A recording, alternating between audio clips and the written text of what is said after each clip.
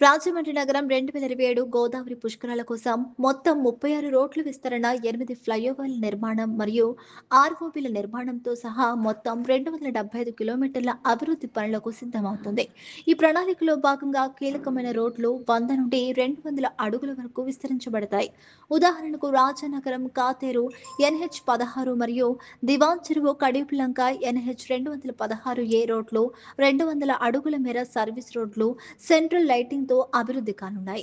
ముఖ్యంగా 8 ఫ్లైఓవర్లలో దివాన్ చెరువు, లాలా చెరువు, ఓఎన్జీసీ, వ్యామగిరి 4 టెండర్ల దశలో ఉన్నాయి. మోరంపూడి ఫ్లైఓవర్ పనులు అసంపూర్తిగా ఉన్నాయి. అన్నపూర్ణమ్మపేట, కడియం, కేశవరం వద్ద 3 ఆర్ఓబీలు మంజూరయ్యాయి. రాజానగరం జంక్షన్ వద్ద ఏడీబీ రోడ్డు విస్తరణ పనులు ఆగిపోయాయి.